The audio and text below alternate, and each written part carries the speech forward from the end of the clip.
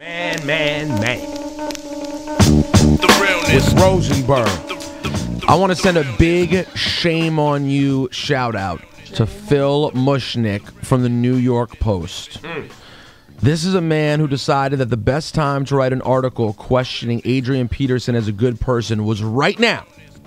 He couldn't wait. 2 days after a child of his was senselessly killed, Mr. Mushnick decided he must write a story called "Being a Great Player Doesn't Make You a Great Person."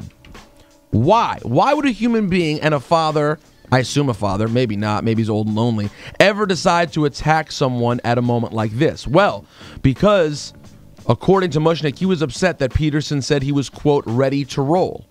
And this was about in reference to playing in Sunday's game. Yeah, and he had a press conference, correct? Yeah, Peterson did. He spoke to reporters by his locker, and he said that he was ready to roll and wanted to play on Sunday. So Mushnick said that he would have had the right response if he was in his situation. He, quote, would be fighting for his breath, weak at the knees with grief, demanding to know why, who, how.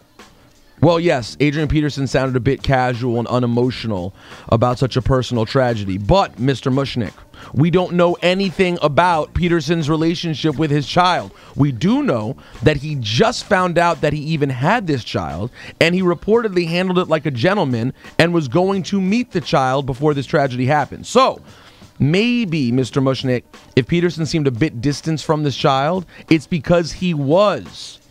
And while this was a tragic loss, it was not the same as if, God forbid, something had happened to his son, Adrian Peterson Jr.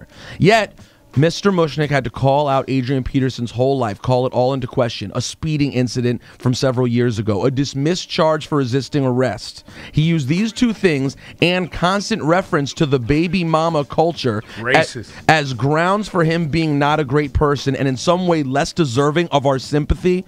It was insensitive, unnecessary, had weird racial undertones, and was a lazy article. Everyone's always trying to protest Hot 97 over some nonsense.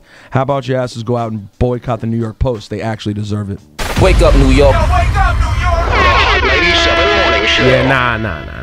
People ain't gonna do that. They're not ready for that. What, to go protest? To go protest things that actually need to be protested. No, they'll come out here because we don't play the song that they're trying to, because we deny their payola. That's what that. We're in trouble. They'll try to protest us.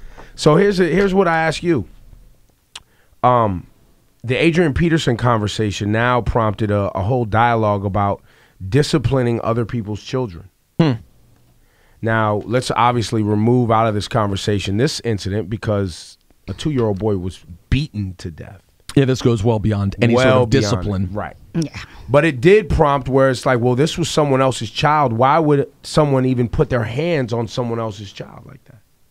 So we ask you, 800-223-9797, at us, Hot 97 AM show on Twitter. Is it ever okay to discipline someone else's children? Shawnee, you have children. How you feel? Yes, don't touch my kid.